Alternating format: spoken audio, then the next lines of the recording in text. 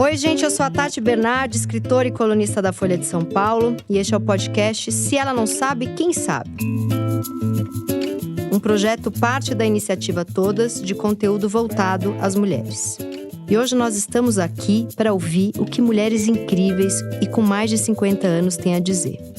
A ideia é se reconhecer nelas, trocar experiências e aprender como viver com mais força e sabedoria. Nossa convidada maravilhosa de hoje, deusa absoluta, que é atriz, apresentadora, escritora, ativista social e muito gostosa, Dira Paz! Oi, Dira! Finalmente, a gente já se paquera pra essa amizade há um tempo. Ó, a sua missão aqui é ensinar as pessoas, me ensina a viver, é isso. Dira, você nasceu no Belém do Pará e é uma paraense amazônica. E o seu nome é Ecleidira. Isso. Você sempre teve orgulho de ser quem você é? Porque hoje em dia, claramente, a gente vê que você tem muito orgulho já há um tempo. Ou em algum momento, você precisou, ou teve vontade, ou achou que precisava negar suas origens? Ou seja, esse prazer que você sente, essa confiança que você sente em estar no seu corpo, em ser quem você é, de onde você veio, isso foi uma coisa dada pela sua família, essa confiança? Ou foi um aprendizado ao longo do tempo? Tati, primeiro, que prazer falar contigo, porque te admiramos muito, falando em nome das mulheres 50 a mais. Você irrompe na gente um desejo de falar abertamente, de discutir francamente a nossa atualidade, Porque nós estamos em constante evolução. Que bom, obrigada. Eu venho, e eu acho que nós somos só muito complementares nesse sentido. Eu acho que você, com a sua pauliceia desvairada, e eu com essa amazonice exacerbada que eu trago no meu rosto, Não tem como eu negar a minha regionalidade, Eu sou uma mulher amazônida. Eu sou uma mulher afro-amazônida, inclusive, assim, atualizando melhor as nossas influências. Mas eu começo muito cedo no cinema, eu começo aos 15 anos. Mas mesmo antes do cinema aparecer na minha vida e a possibilidade de ser atriz, eu já percebia que eu trazia comigo a cara do meu povo. Que é essa morena de olhos rasgados, cabelo liso, como falava o Tarcisinho na nossa juventude, com zigomas salientes, que são essas maçãs do rosto, quando a gente ri, que elas pulam. E aí eu percebi também, paralelo a isso, que eu já tinha naturalmente uma vocação para os direitos humanos, porque me incomodava muito antes de ser atriz, as citações sobre a Amazônia. E eu já, a gente está falando de 1984, e um pouco antes disso eu já tinha uma inquietude em relação a isso. Então eu começo a minha vida assim, entendendo que eu tinha muito valor. Que eu era uma pessoa que tinha uma cara e que eu tinha que entender o porquê das disputas de terra. Então, sim, eu tinha uma autoestima. E eu vim Ecleidira, que é o nome da minha irmã, com o meu nome do meu pai. Ecleidir, minha irmã Ecleida, meu pai Edi. Eu sou a sexta filha, é uma criatividade que não para. No meu já foi essa criatividade. Eu me torno Ecleidira. E eu era Ecleidira no colégio e Dira, Dirinha, Diroca, Aroca em casa, preta, pretinha. E você acha que isso vem de… Essa confiança, esse prazer em ser quem você é, você acha que vem de família? Você foi ensinada? Sim. Eu pergunto isso porque algumas pessoas passam por uma longa trajetória para ter orgulho dos antepassados, de onde nasceu. Tem que ter um resgate dessas origens. Você não precisou fazer esse resgate com a maturidade. Não. Você sempre teve orgulho desse lugar. Porque eu sou a sexta de 7. E os que vieram antes de mim nos deram muito orgulho. Então, até o sarrafo, eu tenho um irmão depois de mim, nosso sarrafo ia subindo. Meus irmãos sempre foram brilhantes na escola. Meu pai teve muito dinheiro e na adolescência dos meus irmãos mais velhos perdeu tudo. Eu nasço nas vacas magras, mas ao mesmo tempo com uma consciência sobre que as melhores armas já eram educação nesse momento. Então, assim, eu muito atenta à vida e muito atenta às oportunidades. Eu acho que a autoestima, ela pode ser plantada num DNA dentro de casa, sim. Uhum. E na tenra infância, que é primeiro você se reconhecer pertencente a algum clã, que eu acho que isso é uma coisa que finca raízes. Então, nesse sentido, eu acho que eu tenho muito pertencimento, Já falei 3 vezes de Amazônia aqui, assim. E além do meu pertencimento que me orgulha. Não é um pertencimento que eu não me orgulhe, né? Tenho muito orgulho das minhas raízes e do meu conhecimento e de como isso influenciou e determinou muito da minha carreira. Agora, acho, sim, que a autoestima, ela tem uma variação ao longo da vida, né? Não é o fato de você ter autoestima te exclui de passar por fases de extrema baixa estima. Mas eu acho que o resgate, ele é acessível. E essa base é um bom lugar para quando a gente está deprimido, a gente poder voltar, né? Essa base é o lugar quando você sabe que só você é capaz de fazer o movimento, de… Assim, a independência também, essa coisa de você ser uma pessoa independente muito cedo, te dá uma solidão na solução das demandas. É comigo, né? É comigo. Eu vim pra cá com 17 anos, eu tive o apoio dos meus pais, eu não vim numa situação difícil. Não saiu brigada, né? Não saí brigada, mas eu tive que criar minha estrutura aqui, meu rol de amizades, ao meu pertencimento na minha carreira, numa época que você não tinha agenciamento, numa época que você defendia o seu cachê, se autoelogiava, se autocolocava diante de grandes produtores. Então, assim, eu me vi muito cedo tomando decisões muito sérias, mas sem o peso dessas decisões, porque eu era uma jovem. Então, dentro da minha empolgação de conquistar o mundo, eu não fui dando os pesos negativos nas coisas boas que estavam acontecendo comigo. É para fechar cachê? Vamos fechar cachê. Não tem quem feche cachê. Eu vou fechar meu cachê. Entendi. E tem algum artista, ou tinha algum artista na sua família? Ou você é aquela coisa, vou fazer um negócio que não tem exemplo nenhum aqui dentro?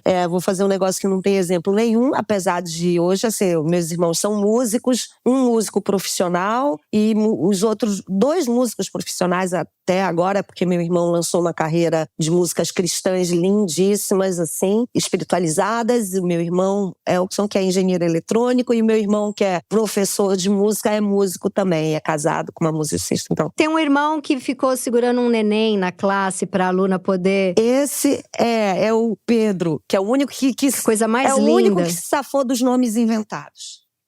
Que é o Pedro. Muito bom. Aliás, antes que seja tarde, eu tenho que corrigir. Eu nasci na cidade de Abaetetuba, que é uma cidade bem próxima de Belém, mas eu fui para Belém com 2 meses e fui criada em Belém. Mas a minha família vem desse interior, que é um lugar muito próspero, no sentido que é uma cidade com muita cultura, com atividades econômicas. É uma cidade importante do Pará. O Pedro, meu irmão, ele é doutor em educação física, ele é muito apaixonado pelo que ele faz, ele fez pós-graduação fora do Brasil. Pense numa pessoa que ama o que faz. Aliás, ele é @ppaz, porque as dicas dele são maravilhosas. É um homem que conhece o corpo humano profundamente. Maravilhoso. Então, ele tira todas as firulas que envolvem o mundo do nosso corpo humano. Então, quando ele dá dicas, ele leva em considerações coisas que geralmente a gente não ouve falar. Ele populariza uma coisa acadêmica chata que a gente não ia entender. Exatamente. E de uma linguagem muito legal. Acessível. E essa aluna, era o primeiro semestre dela.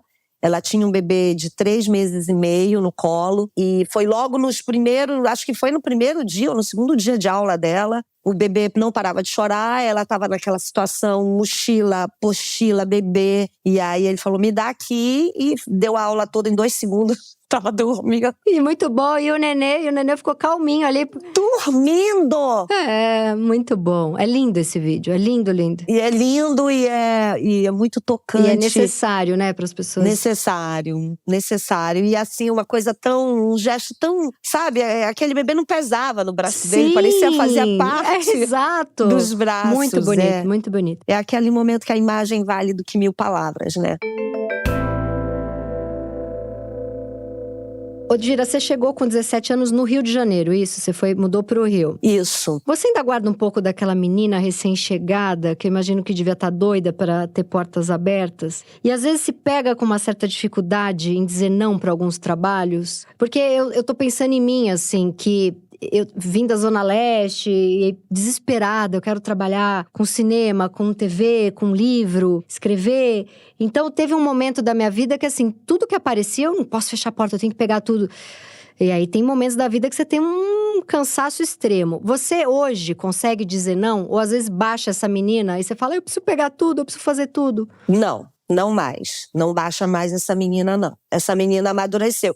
Não, era uma coisa prática. Eu fiz cinema, Tati, é porque as pessoas, em tese, assim, essa menina paraense, ela vem muito potente pro Rio de Janeiro. A autoestima estava presente nela, só que eu percebi que eu não tinha eco aqui no Rio.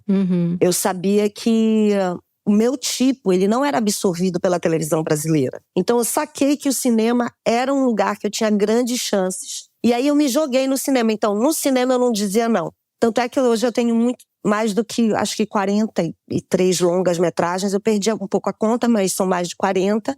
E eu lembro que eu sonhava assim, eu quero ter 40 anos de carreira, que eu tô fazendo esse ano, com mais de 40 longas. Então eu realizei um desejo. Mas por que eu vou te dizer que eu não dizia não? Era uma questão matemática. Eu tinha uma grana guardada do meu primeiro filme, só que cinema não é assim… Você fazia uma média de 2 filmes por ano. Então pegava aqueles 2 filmes, dividia por 12 e eu tinha dinheiro para viver os 12 anos que eu não queria mexer naquela poupança. Os 12 meses. Os 12 meses. Então, assim, eu achava… E cinema era muito difícil. Mesmo as participações… Mesmo quando você não gostava do personagem, eu era uma menina, então eu queria estar no set. Eu falei, eu não vou perder, a não ser que seja uma coisa que eu realmente não consiga fazer. Mas papel pequeno, papel que eu não gostava, era muito melhor do que estar em casa. Então, assim, era uma fase que eu não dizia não. Então, nos meus primeiros 20 anos de cinema, não existia não. Existia, se eu tô em casa sem fazer nada, eu vou fazer filmes. Não tinha uma construção racionalizada do que seria importante para chegar no sucesso. Tanto é que eu não ia na Rede Globo. Eu era uma atriz de cinema e isso me deu… Aí eu percebi, opa, eu comecei a ganhar prêmios nos festivais.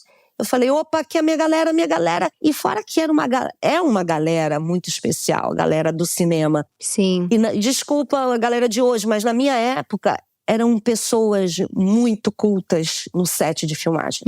Então, eu com 17 anos, eu digo que eu virei adulta nas mãos do cinema brasileiro. Porque eu fui criada por todos os diretores, diretoras… Atrizes mais maduras. Atrizes, companheiros, a equipe técnica, pessoas que eu admirava artisticamente, que eu tive a possibilidade de estar perto, junto, e que eu vi que viam em mim essa sinergia, que era uma coisa que eu percebi que eu tinha. E eu, assim, atentamente, eu me coloquei à disposição dessas pessoas que eu admirava. Então, as trocas foram muito profundas. Você passou por alguma situação difícil de assédio, alguma coisa assim? Tive. Saí delas, tá? E lembrando, porque a gente foi, né, entendendo o que era assédio ao longo do tempo, muitos assédios, mas eu acho que, como eu vim do mundo do cinema, onde os gritos não são usuais, era outro ritmo, assim, as coisas mudaram muito, tá? Sim. Eu venho de uma época que você não usava videoassist pra fazer filme, entendeu? E o diretor ficava do lado do diretor de fotografia mexendo na sua perna pra você ficar no lugar certo. Então, eu evoluí junto e eu gosto de dançar conforme a música. Mas eu tive momentos de assédio, sim, e saí deles, e alguns me chatearam, mas eu nunca trouxe assédio pra casa. E também não foram coisas a ponto de eu ter que judiciar, sabe? Foram coisas que eu me esquivei muito. Eu sou capoeirista, aquela tô brincando, mas assim, tinha uma maneira de dar a volta também, quem você já via que vinha pra você com a malícia, né? Sim. Ah, quem não passou por isso, né? Eu acho impossível uma mulher estar viva e não ter passado por situações de assédio. Que bom que tem agora o RH mais preparado para isso, né? As empresas, a própria TV. E a gente teve que também fazer a lei seca do assédio nas empresas corporativas, principalmente. Não existia compliance, né? Era um outro tempo. Existia um comportamento errôneo de lidar com a sensibilidade alheia, que é o grito, que é a verticalização das relações, quando você sabe que aquela pessoa, ela precisa da sensibilidade dela para botar o melhor dela para fora. Tinha uma normatização dessa relação. Desses assédios morais também, né? Mas isso eu acho que agora a gente, com essa tolerância zero… Tem até como é que chama? Coordenador de intimidade, diretor de intimidade. Nossa, esse comigo ia estar… Não, mas os filmes agora tem uma pessoa que fica ali pra falar isso pode, isso não pode, conversa. Então, eu fiz muitas cenas íntimas ao longo da minha carreira. Sim. E sempre sem essa figura. E as coisas deram certo porque havia respeito entre as partes. Que bom. Então, assim, realmente, a gente precisa de uma pessoa dessa porque a gente passou muito dos limites, né, nas relações. Porque quando há respeito, realmente isso pode até às vezes atrapalhar a presença de uma pessoa no momento da criação. Dira, você já teve um dia, já que esse podcast tem essa vibe do Me Ensina a Viver, você já teve um dia que você acorda deprimida, com problemas, e você… como é que eu vou trabalhar? Como é que eu vou gravar uma novela, ir para um set de um cinema? Ou um filho que tá com uma gripe já há 15 dias, você tá preocupada? Será que é uma bactéria? Será que é vírus? Eu não quero deixar eles aqui com febre. Como que você passou por isso? De ter que trabalhar tendo 2 filhos ou ter que trabalhar com alguma depressão? Tati, the show must go on. Show não pode parar. Todas as vezes que eu me amanheci me sentindo triste, horrorosa, sem vontade, perdendo o papel para as outras pessoas, os papéis que eu queria fazer, que eu sei que eu poderia estar ali, eu não estava ali por um tipo físico, por xenofobia, por preconceito. Eu sempre fui. Eu não fico. Se eu tô com dor de cabeça, eu vou malhar. Agora, eu gosto do ócio, que é diferente, querer ficar em casa sem fazer nada, com aquele pijama mais velho, sem calcinha, descabelada, feia, comendo no sofá, lendo, vendo televisão. Sabe, esse cenário existe. Mas eu te falo sinceramente, não é super-heroísmo, não é querer dizer, uau, como ela… Assim, se eu tô com rinite, eu quero ir malhar, porque isso vai me fazer bem. Eu vou. E quando é trabalho, eu não… Só questão de doença e filho. Aí, se o Pablo estiver aqui em casa, eu fico tranquila. Eu tenho muita aflição de me render. Eu não combino muito com deprê. Meu corpo, minha célula, meu desejo de fazer. O Pablo brinca assim, é um desejo de fazer coisas com a mão, de acessar lugares do meu cérebro que eu ainda não acessei. Aí eu tento fazer aqueles testes. Uma vontade de fazer. Não é um TDAH, não é… Porque eu sou uma pessoa que fica curtindo o ócio. Eu gosto de domingueira sem botar o nariz pra fora de casa. Principalmente quando você tá no ritmo que você tá gravando segunda a sábado. Então, assim, na verdade, eu não gosto de me render. Por quê? Talvez, Tati, por essa questão de me sentir privilegiada de alguma forma. E eu sei que uma coisa não justifica a outra. E eu sei que depressão é doença também. Então, assim, eu acho que eu não tenho depressão. Porque eu tô usando a palavra deprê já como uma coisa doentia. Eu acho que a gente não pode… Ai, acordei, depresinha. Não, você tem que cuidar. Isso é uma coisa. Eu acho que eu não tenho depressão. Eu não sei se todas as pessoas, seres humanos, têm depressão. Mas a gente passa por fases difíceis, né? Fases que você fala, puta, eu vou ter que ir lá, não tô acreditando. Não, aí tem essa fase que você tá fazendo um trabalho de 1 ano que você não suporta aquele… Quer dizer, você suporta porque você tá fazendo. Mas não é o seu momento ideal, sua vida ideal. Então, você canaliza onde é que é legal isso. E é ali que eu vou me salvando, sabe? E isso imprime, tá? Isso imprime nos personagens. Por isso que eu não deixo… Porque eu acho que tudo imprime. Não deixa a peteca cair, né? É, porque eu lembro que uma vez, assim, fazendo um filme gringo, as pessoas se admiram muito dessa nossa amizade física, né? De autocontato, de alegria, de gargalhada, dos nossos superlativos. Os franceses são o contrário disso, né? Eles odeiam os superlativos. Aí você é maravilhosa. Eles não têm isso. Galera, como vocês estão? E aí, eu fui percebendo como nós somos exagerados nisso. E como, assim, é legal você ter uma temperança, sabe? Sim, um equilíbrio. Um equilíbrio. E aí, uma das frases que eu ouvi, que ele queria dizer o seguinte: parece que aqui todo mundo é amigo. Parece que só se trabalha com amigo. O brasileiro tem que aprender a trabalhar com quem não é amigo. Sim. Aí essa frase, quando ele finalizou, a gente tem que aprender a trabalhar com quem não é amigo. Então assim, eu falei, então onde não tiver afeto, eu tenho que estar ótima da mesma maneira. Muito interessante. Então esse lugar, dependência da gente, do afeto, do dia a dia, do desconhecido, você espera do desconhecido afeto. Parece que o afeto é o nosso combustível mor. Sim, senão você não consegue ir, porque é tóxico, e aí não sei o quê. Não, gente, você vai deixar de fazer um papel principal porque você não tem um afeto ali, você vai deixar de ganhar um dinheiro porque você não tem afeto. Sabe, só se você tiver muito tranks, muito relax, e vai nessa. A gente constrói afeto dentro de casa, né? E aí se prepara pra ir. Não tem coisa mais adulta que aprender a trabalhar sem, não necessariamente dependendo de afetos. Você pode trabalhar muito bem com quem você não sabe nada sobre outra pessoa. Você pode trabalhar melhor com essa pessoa. Lógico que não é assim, mas eu digo assim, sabe?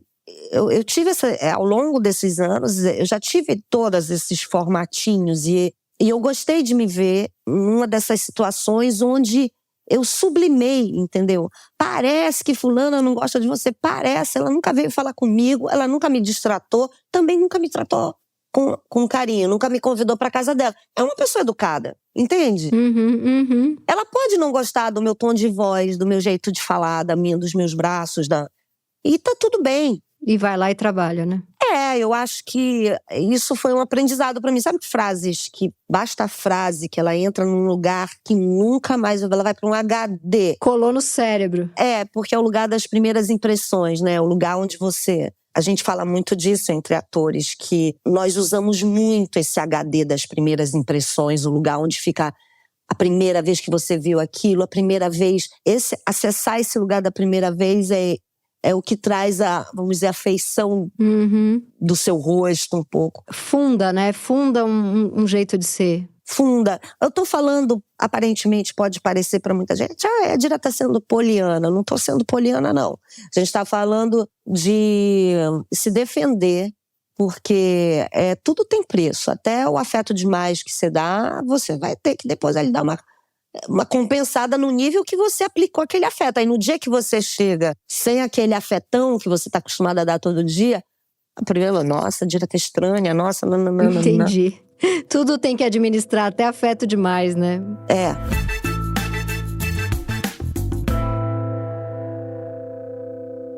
Dira, o que você sente olhando para uma geração assim de pessoas com 20, 30 anos? O que te dá bode e o que te dá vontade de aprender com eles? Tem as duas coisas, tá? Tem o bode. O bode é a falta de... Ai, deixa eu ver, usar uma palavra boa. Porque no meu meio tem muito autodidata, né, Tati? Assim, um autodidatismo muito grande entre os atores, que é natural. Eu, por exemplo, eu fazia teatro no colégio. Eu não tinha desejo de ser atriz, eu queria fazer engenharia. E acabou que acontecendo, mas assim que eu pude, eu fiz todos os cursos disponíveis na cidade do Rio de Janeiro para a minha profissão de atriz e sou formada em bacharelado em artes cênicas na Unirio. E filosofia também, né? E filosofia foram 2 anos de Roberto Machado, que é um intensivão que já se foi. Então o que é que eu me dá bode? A falta de academicismo, a falta de leitura, a falta de referência acadêmica dos antepassados, quem veio antes, quem são as pessoas que abriram nossas portas. Amor, a gente não é pioneiro em nada. Feminismo vem gritando desde a década de 20, intensivamente, sabe? A gente é que abafa e a gente não pode deixar abafar as situações limítrofes que a gente está vivendo. Não pode dar nenhum passo para trás. Então, toda vez que eu vejo que não há referência, quando a pessoa se apropria de uma ideia e se autodenomina autora genial... Muito bode. Eu tenho muito bode daquilo. Aquela pessoa não viu uma referência, sabe? Não buscou saber. Isso me dá muito bode. E aí vem uma empáfia do ter, que também me dá muito bode, porque o ter não te faz um bom ator. Você virar um milionário não te faz uma boa atriz. O número de seguidor não te faz uma boa atriz. E isso, você pode enganar o Brasil, mas o seu colega, aquele que está na labuta, que já passou pelas mãos da diversidade brasileira, porque nós somos um país da diversidade. Não vai enganar bons olhos, não vai enganar um bom diretor. Como fala o meu marido, que eu amo, que é fotógrafo, fala, todo mundo pode não ver, mas a câmera vê. Eu amo isso, porque é como se tivesse um lugar da verdade ali, um lugar que você... Aqui não, violão. Não vai rolar, né? Então é isso um pouco. E, infelizmente, se nós que éramos frutos de livros estamos lendo muito menos, imagina essa nova geração. Eu não digo que seja obrigado a ler livros, mas se você está desenvolvendo uma ideia, procure saber, né? Claro. E aonde que você aprende, assim? com essa geração? A geração, ela me ensina muito a flexibilização do que era duro pra gente, sabe? Por exemplo, eu gosto muito de ver a liberdade sexual que está se estabelecendo, onde, graças a muitas vozes, a gente pode falar sobre escolhas e sobre orientações específicas. Por exemplo, isso é uma coisa que eu acho que é onde a juventude mais tem avançado. E gosto muito da relação com a tecnologia, da reinvenção de nós mesmos, assim, a partir dos erros que eu acho que os jovens são os que mais estão se atirando. Então, eles um pouco estão sendo nossos cobaias. Então, tenho uma admiração muito grande por essa nova juventude tecnológica e que usa, principalmente, os que usam isso em prol de todos, né? Sim, sim. O que eu sinto, Tati? Eu tô falando isso porque a gente tá falando que as pessoas que nos regem hoje, vamos dizer, e que nos orientam para um futuro tecnológico, tecnocrata, são as pessoas de 21 anos que são os TIs, que são os técnicos em informática que fazem nossos algoritmos, são as pessoas que vão definir muito os nossos olhares. Então, eu quero estar de acordo com essas pessoas para que eles sejam influenciados pelas essências, porque sem essência você não faz um tronco. Total. Né? Sem raiz, sem essência. Então, já que essas são as pessoas que estão mandando, entre aspas, no mundo, que sejam pessoas cooptadas de alguma maneira para a sensibilidade dos direitos humanos, dos direitos dos quilombolas e dos indígenas, pelo meio ambiente. Quantas tecnologias não podem ser desenvolvidas? Já que tem esse poder todo, que seja usado para salvar o planeta. Sim. Porque a gente tem falado disso, né? A ciência, a gente sabe que a ciência, ela fica num fio da navalha, onde tudo que é bom é uma arma também, pode se transformar numa arma. A gente viu isso em cinema. Falou-se disso muito em relação ao Oppenheimer agora. Mas eu quero muito lançar luz, que é eu acho que meu ativismo é muito lançar luz sobre causas humanitárias, justamente para que a gente possa juntos pensar num planeta que funciona. A gente fala muito do planeta degradado porque é urgente falar. Eu sou ecochata há muito tempo, tá? Eu sou ecochata desde os anos 80, final dos anos 80. Uau! Então, hoje, quem chamava de ecochato tá mordendo a língua. Total. Porque tá sofrendo as consequências. Quem chamava de ecochato tá passando mal de calor. Tá passando mal de calor. Sem luz, sem água. Vendo a tristeza que a gente tá vendo. Sim. E aí você vê um documentário, como o cinema é importante nesse sentido, Tati. Cinema é educação, tá, gente? Eu morro de felicidade só de pensar que meu filho tem um cineclube junto com a galera dele aos 15 anos. Que legal, demais. E um clube do livro, sabe? Isso pra mim, sabe, é um orgulho. Deu certo, né? Pessoal, é quase isso. É quase isso. Você acha que você só fez o seu? Você quase descansa. A minha filha tem 6 anos, ela é muito fã, assim, ela é obcecada. A coisa que ela mais ama no mundo é a Tarsila do Amaral, porque ela teve aula da Tarsila do Amaral, aí eu levei pra ver quadro, aí foi comigo no musical da Cláudia Raia, aí tem um desenho. E assim, a Tarsila do Amaral é o Mickey dela. Eu falo, gente, eu fiz tudo certo. É muito bom. Tudo certo. Exatamente o que você falou, foi uma questão de ponto de vista. Você apresentou um personagem interessantíssimo para ela. E a maneira como você deve ter apresentado, ninguém resistiria a Tarsila. Eu procuro isso, eu procuro de alguma forma lançar luz sobre esses assuntos. E agora, mas eu mudei muito a maneira como essa cooptação de novas pessoas, dos jovens ao meu redor. Eu sei como é difícil para um jovem ator se envolver numa causa, porque ele acha que ele não vai ter chance, vão taxá-lo e tal. Mas como a gente precisa de vozes daqueles que já estão estabelecidos, e são muitos, né? Sim. Porque a gente cultua a juventude de uma maneira abissal, né? Abissal. E eu cultuo, meu amor, meus 50 e tantos, também de uma maneira abissal. E eu recomendo a todas e todes a irem fundo. É uma delícia ter a sua idade? Eu comecei tarde a maternidade, o que me deu, eu acho que pro meu fôlego de mulher, uma nova chance, né, assim de...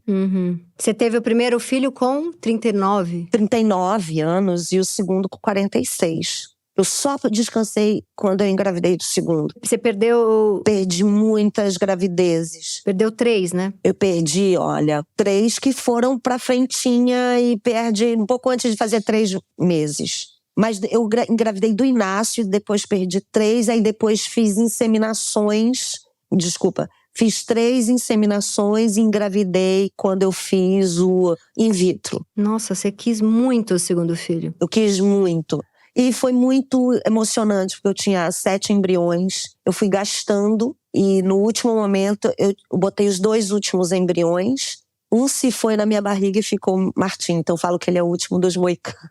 Que lindo. E aí você teve ele com 46. Quando eu acordei, eu tava com 46, com aquela criança nos braços. E aí eu pensei, aí eu falei, agora vai. E aí assim eu fiz.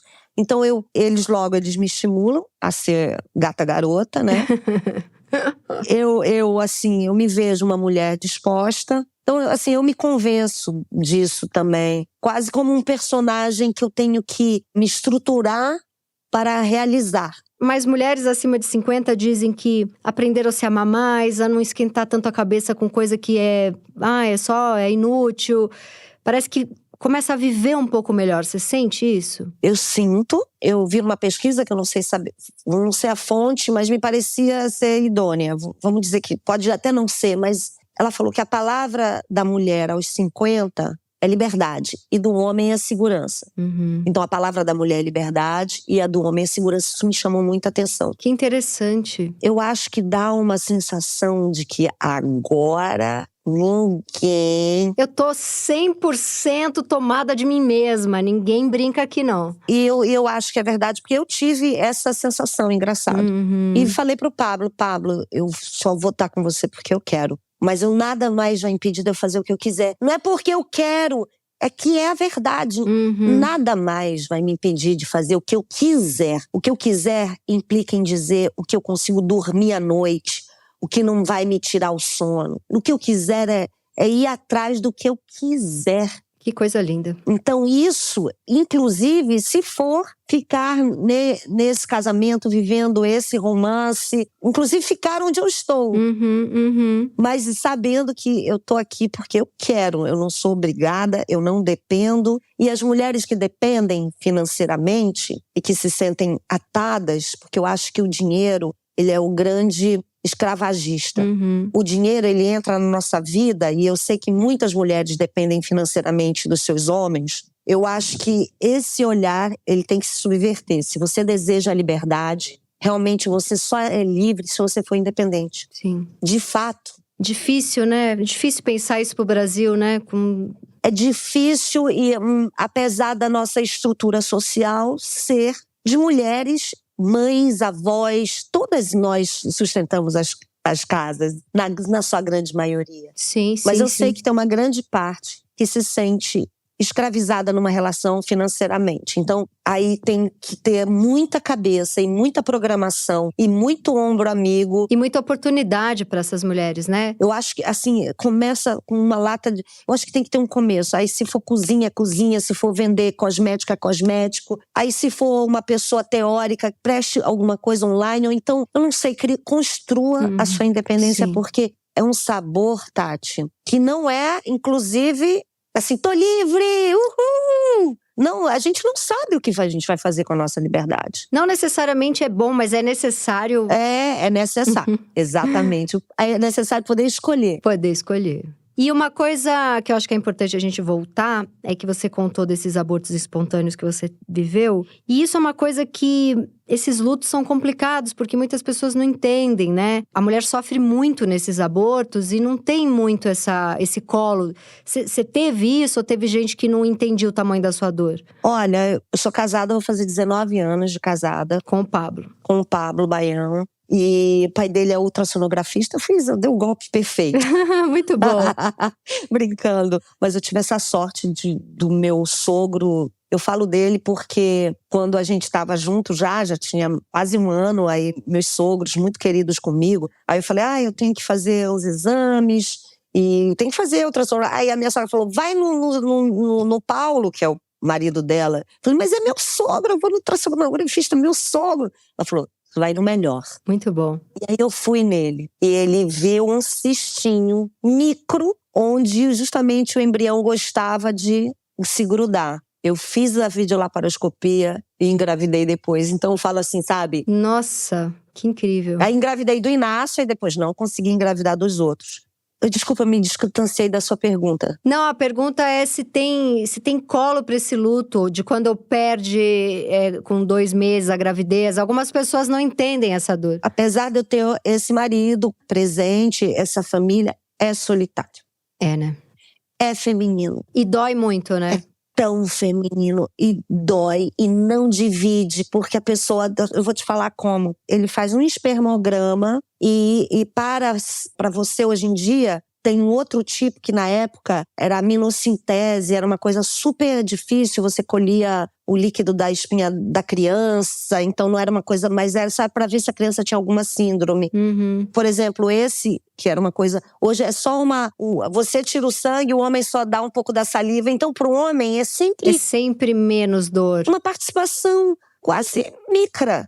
Então, assim, a gente toma os hormônios para entrar, para ovular no dia certo, para retirar. A gente se pergunta o que tem errado com o nosso corpo, né? E muitas vezes o problema… Eu tenho uma amiga que ficou 10 anos, o meu corpo não é saudável para ter um filho. Aí ela foi descobrir que o problema estava no marido, mas a primeira coisa que faz é se culpar. E eu também não faço apologia a uma gravidez tardia. É muito importante eu falar isso aqui, porque é importante também nós mulheres sabermos que é a gravidez de risco a partir dos 40 anos. Então, assim, você a partir dos 35, você já tá na defasagem. Eu engravidei com 38 e tem essa palavra horrorosa que é gravidez geriátrica, que eu acho errado. Que é errada, porque nós vamos engravidar agora depois dos 35, sim. Mas nosso corpo vai evoluir ainda. Nós somos a que estamos fazendo essa transição. Aí muita gente vê romanticamente essa coisa, fui mãe tardia que eu queria muito irmão para esse menino. Eu venho de 7 irmãos, eu não consegui imaginar um filho único, engraçado, na minha cabeça. Não tinha que ter. E fui atrás disso e acordei já com esses 46 anos, que agora, amor, você já malha, corro atrás, porque eu falo, criança gosta de mãe bonita, gente. Não criança, gosta. Eles são críticos. Teve uma época que eu tava desleixada, a minha filha ficou inconformada. Mamãe, não tá legal, tem que se arrumar, vai cortar o cabelo, ela com 4 anos. E quando você se arruma, eles notam, tá? Você desce a escada e fala, nossa mãe, esse vestido ficou bem em você, sabe? É impressionante. Eu comecei a me arrumar pra minha filha, isso é muito interessante. Exatamente. A Cláudia Raia falou que depois dos 50, o músculo dela sai no banho. Eu dei muita risada. Que ela malha loucamente porque no banho já sai o músculo. O que você faz pra se manter forte? Você malha todo dia? Cláudia, tudo que você precisar, você pergunte pra ela, porque ela sabe. Ela tem indicações médicas. Não, eu falo, você não é atriz, você é médica frustrada. Porque ela é médica, bailarina, tudo que a Cláudia decidir, ela vai fazer o melhor. Lindamente. Ela é incrível, eu amo ela. Ela é um grande exemplo e é essa mulher que tá vivendo essa experiência incrivelmente agora da maternidade. Sim. É isso, gente, é a continuidade, porque dá 15 dias, você… Perde tudo. Perde tudo que você levou. Uma gripe que eu pego, você perde… Acontece. 20 dias de musculação. Perde, exatamente. É um pouco isso, tá? Se você fica 1 semana em casa, você perdeu 2 semanas. Ficou 15 dias, você perdeu 1 mês. É isso. E é mesmo, e é molinho, fica mais molinho. E aí eu tento focar e… O que você faz, musculação? É impossível não fazer musculação na nossa idade, tá, gente? Isso é fato. Pra saúde, né? Pra saúde, pro joelho, pras articulações principalmente.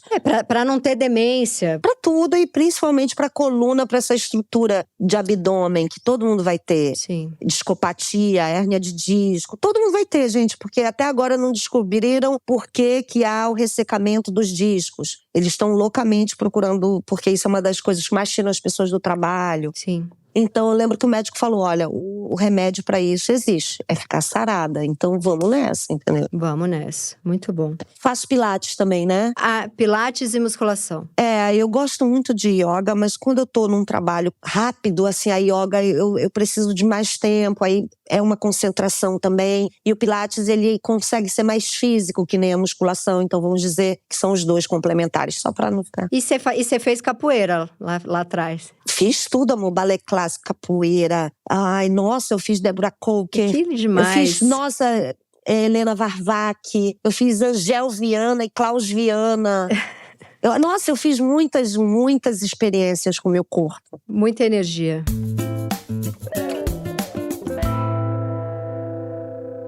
Você ficou com seu primeiro marido, que eu acho que chamava Gustavo, certo? Sim. Você ficou quase 20 anos. 8. Você ficou 8 anos? 8 anos. É que eu tive um primeiro namorado que eu fiquei 8 anos e depois o Gustavo mais 8 anos. Mas eu não chamo de marido porque eu acho que casamento sem filho é namoro. Olha, interessante. E com esse, agora você tá 19. 19 com o Pablo. E aí, me parece que você é uma pessoa fácil de se relacionar, porque é tudo longo. Você não fica arrumando problema nas relações ou você já arruma uma relação que não tem tanto problema? Eu acho que eu vou falar sobre o Pablo, porque eu acho que teve um amadurecimento tão grande nos braços dele, sabe? Quando você reconhece a exclusividade do momento, quando você reconhece… Conforme eu ia ficando com o Pablo, eu tinha certezas, eu não tinha dúvidas, eu não dava ouvido para as minhas dúvidas. Mais jovem que você. Ele é mais jovem? Ele é mais jovem do que eu, quase 10 anos. Ai, socorro. Eu não gosto muito disso, eu falo que eu dei para ele 5 anos pra gente ficar igual, então… Boa. Eu digo que a gente tem a mesma idade. Mas, assim…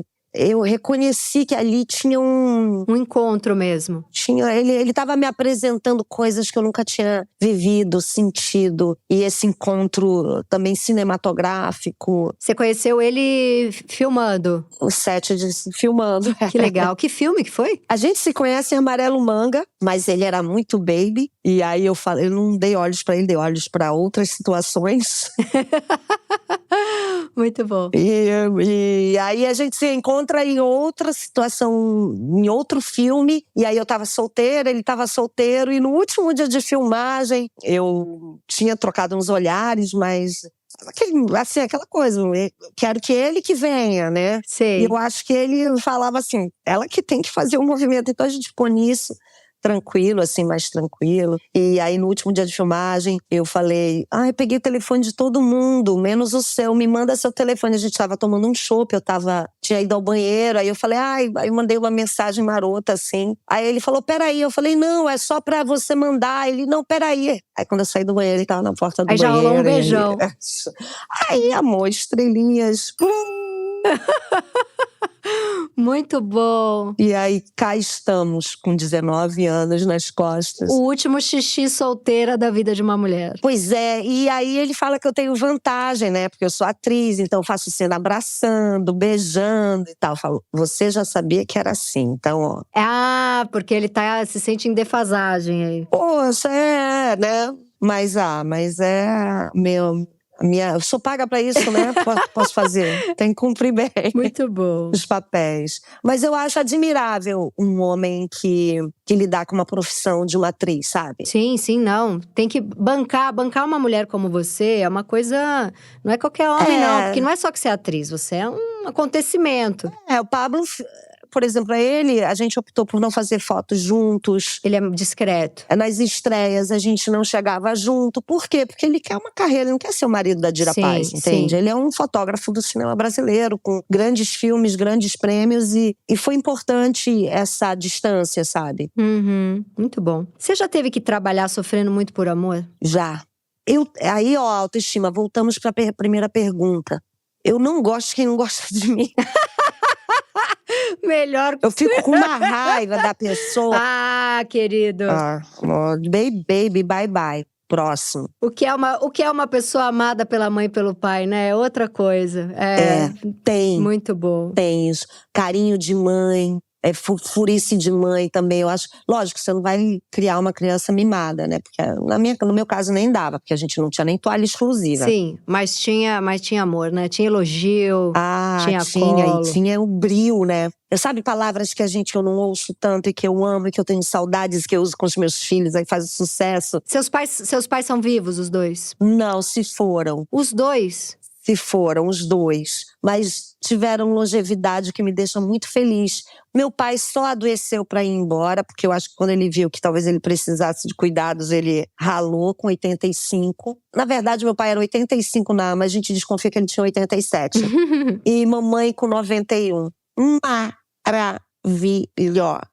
Tiveram vidas boas e aproveitaram. Longevas e com a cabeça incrível, que é o que a gente quer muito, né? E minha mãe, meus pais, cabeça e corpo e mente sãos. Que bom. E tento não cometer os mesmos erros da mamãe, de, sabe? Essa coisa de você... Quais são, geralmente, suas qualidades são os seus defeitos, são os seus algozes, né? Porque... Então, essa minha inquietude também, ela não me... às vezes eu não me proporciono momentos glamourosos de prazer. Por que não passar uma semana num spa sem fazer nada, sem ligar pra ninguém? E a sua mãe era assim? Sua mãe não parava? Não parava. Ela vem de uma geração que parar era perder tudo, né? E minha mãe, justiça seja feita. Ela foi a maior assistente social. Tenho uma irmã que é assistente social. Eu tenho uma irmã médica, Eneida, Edixon, engenheiro civil, Elkson, engenheiro eletrônico, Ecleida, assistente social, Edir, músico, Dira, atriz, Ecleidira. Nossa, eles criaram filhos maravilhosos e diversos. E aí eles se sentiram realizados. Aí eu, como era a artista, eu falei... Eu vou me formar também, pra eles não acharem que eu sou a única. Não tô de palhaçada aqui, não. Não vou fazer a hippie aqui, não. Não vou fazer a ripinha, não. E pra quem tá passando por um luto, o que você tem pra falar pra pessoa? Como foram… A morte do seu pai e da sua mãe foram os maiores lutos que você teve que viver? Não, foi da minha sobrinha de 13 anos. Nossa. Quando eu tinha… que morreu de osteosarcoma, que é câncer nos ossos, e um dela foi na tíbia. Filha da sua irmã? Filha da minha irmã médica que viu, quando viu a radiografia, já sabia tudo. Que dor. E essa menina é aquele exemplo de perfeição na Terra. Além da Bela, a Tainá era Bela. Tainá tocava piano, bordava, pintava, era a melhor aluna, falava inglês. E quando ela ficou curada do primeiro câncer com 11 anos, aí a Eneida falou: filha, o que é que você quer? Ela falou: mãe, eu quero fazer uma viagem sozinha. Com 11 anos? E aí ela foi numa excursão com 11 anos pra Disney. Nossa. E conheceu pessoas, enfim, uma menina, uma coisa na nossa vida. E esse foi o primeiro trauma de perder alguém. E aí eu vou te dizer o que é que eu sinto, Tati. A ordem das coisas, eu pensava na minha irmã, eu pensava na Eneida. Eu falei, ela tem mais direito do que a gente. Ela e a irmã, que é a Mani, minha sobrinha mais velha, a irmã da Tainá. Então, assim, era como se a Eneida fizesse uma baliza do sofrimento. Então, eu acho que você, quando não é você, e também eu penso que há um tempo de processar a dor mesmo. E você precisa ir no fundo do poço, e você precisa gritar, e você precisa se bater, chorar. E você pode abraçar, cada pessoa que se abraçar, você pode falar tudo de novo, contar tudo de novo. Que vai ter uma hora que isso vai ser outra convivência. Porque, como eu aprendi com a minha irmã, que é médica e que convive, ela fala, por exemplo, no caso que Deus o livre, bate na madeira aí, esse trauma de você perder um filho, é um trauma. Ele não para de doer. Você aprende a conviver com o trauma. É um trauma. Claro. É traumático. Então, assim, eu acho que você tem que aceitar o trauma para conviver com ele e chorar. Tentar chorar todos os dias, porque tem uma hora que você vai parar. Os indígenas fazem isso. Não são todas as etnias que fazem, mas eles, durante 3 meses, quando o indígena morre, ele é enterrado.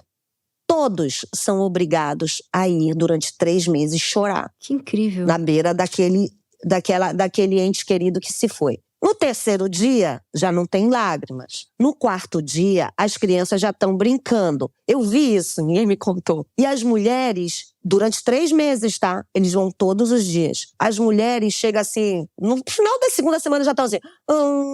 Já estão forçando ali um negócio. Mas é obrigado. Nossa. É como se você tirasse… Você é obrigado a chorar. Então, o que é que eles estão fazendo aí? Porque eles são muito evoluídos, né? Sim. Eles estão te obrigando a vivenciar aquele luto. Eles não vão te botar pra trabalhar. Porque você vai esquecer o luto e você vai viver o luto mais tarde. Eles exaurem a sua situação de luto.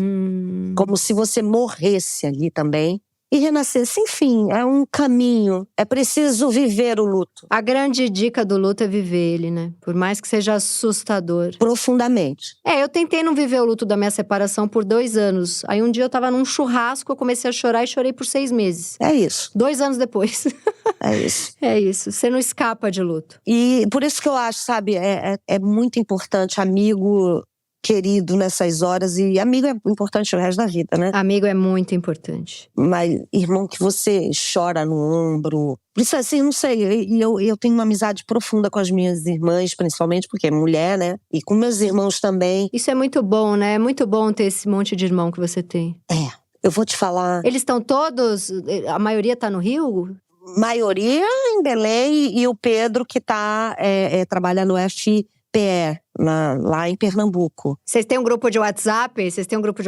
Temos grupo dos filhos e da família. Que lindo. Filhos da Flor e do Edir e família Paz, assim, que inclui todo mundo. Como foi essa mistura maternidade com carreira? Você que tem tanto sangue nos olhos para trabalhar. Eu começo na televisão depois de fazer 20 anos de cinema, né? Então eu começo na televisão, vai estar fazendo 20 anos esse ano. E pra mim fui convidada finalmente, né? Pra fazer uma coisa legal. Sim. E aí eu não era mãe ainda e comecei a fazer trabalhos como mãe. E quis muito ser mãe com o Gustavo, nosso sangue não misturou. E aí hoje eu vejo que não era pra ser mesmo. E aí, assim, quando eu tava vivendo a minha carreira, eu estava solteira e eu já estava um pouco até conformada com essa ideia de não ter filho, sabe? Eu, uma canceriana, super maternal. E eu falei assim, gente, eu acho que fui sorteada, eu vou relaxar. Aí conheci Pablo. Aí falei, Pablo, não sei se eu vou poder ter filho. Qualquer coisa aí você vê o que você quer fazer. Se você quer cair fora. Porque eu fui casada aí, não rolou não. E eu não tinha ido atrás, uma coisa meio inconsequente, meio adolescente de novo, aos 35 e tal. E aí, na verdade, eu não planejei porque eu achei que então não tinha isso de fazer tabelinha, vou evitar. Desde o relacionamento anterior. Com o Pablo, eu relaxei porque eu achei que não fosse rolar. E aí, um belo dia, caiu, já fui fazer meus exames com o sogro. Mas isso foi uma bomba na sua vida profissional? Como que você conciliou? Tem pouco, não. Eu conciliei acreditando que isso era melhor pra mim. Pessoalmente, sabe? Porque eu achei que era assim, agora eu vou engravidar, terminou essa novela. Foi assim, depois do Inácio, eu pensei, agora que nada, passou 41, 42. Aí eu comecei a fazer tratamento só com 42, porque Pablo, o Ripinho também, falou, vai acontecer. Deixa rolar. Deixa rolar. Eu não dou mais ouvido pra ele, entendeu? Esse assunto é nosso, eu que sabia. Me arrependo de a ginecologista falando, olha, é uma gravidez, nanana, sabe? Mas é que eu vi agora recentemente a Lily Allen falando que as filhas foram uma bomba, atrapalharam a carreira dela. Nossa, eu me senti uma escritora tão mais densa e preparada depois da maternidade. Claro, você tá mais cansada, você tá mais… Tua atenção tá mais dividida, mas eu não vejo… É porque tem um lugar sagrado, né, desse descendente que vem com o seu jeitinho, com a sua cara, com o seu sorriso, de um olhar que você reconhece. E aí é muito difícil falar de uma maneira tão cortante assim, sabe? Eu acho que existe um sagrado na maternidade. Lógico que a gente lê uma ideia, a gente sabe que uma mulher é capaz de lançar-se com seus filhos, entendeu? A gente sabe que a maternidade não é fácil, que a gente está falando que os desafios são imensos, mas existe uma segunda chance quando você tem esses seres. Agora, desculpa, vamos falar que é preciso falar de planejamento e eu, Dira, sou uma defensora ferrenha de uma educação hoje em dia mais inclusiva, onde você ensine práticas de vida em cima de erros repetitivos que se dão com todas as pessoas, com a maioria das pessoas, pelo menos. Que se dá com a maioria das pessoas. Que é essa coisa, por exemplo, uma mulher, primeiro, essa questão de você… da gravidez indesejada, o risco que você tem de ter uma gravidez indesejada. O que é ter um filho sem se sustentar? Você quer isso para sua vida? Então, meninas do Brasil, sexo é maravilhoso, mas, sabe, se não der hoje, vai ter amanhã. E assim, eu sei que é difícil falar, mas a gente precisa criar esse vínculo com a educação sexual, com a educação financeira. É uma pena não ter isso de forma mais livre nas escolas, né? E é uma coisa assim, isso é uma coisa que a gente fala em casa, mas é muito importante que a escola, ela direcione que nem uma campanha Não existe a campanha da dengue. A gente não pode deixar de ter uma campanha que evite uma gravidez indesejada. Sim. Isso custa tão caro para uma vida, para um governo. Isso custa caro. Todas as políticas humanitárias, quando elas não são aplicadas, a gente fala disso e aí a gente só é ouvido quando a gente fala sobre economia. É verdade, é um dinheiro gasto para depois não gastar 5 vezes mais, né? E aí, a quem interessa você gastar na farmácia? Laboratórios. Exatamente. Sim. Então, assim, por favor, quem não viu, assista O Jardineiro Infiel. O cinema é educação. Eu acho que daria pra gente dar uma educação desse sentido. Toda pelo cinema. Toda através do cinema. Sim. Me chama para uma curadoria que a gente arma isso rapidamente. Curadoria de ensino pelo cinema. Dira, você foi maravilhosa, acabou. Muito obrigada. Não acredito. Acabou, eu amei. Eu nem te entrevistei, que eu tinha várias perguntas para você sobre o seu livro. Então a próxima você me chama. Por favor, da próxima a gente troca. Qual livro? Depois a doida sou eu. Ah, você leu? Não, eu li e assisti, porque Pablo fotografou esse filme. Ah, é verdade. Adorei falar com você, Dira. Muito obrigada. Também. Obrigada mesmo. Obrigada a você, um prazer e até logo. Até loguinho.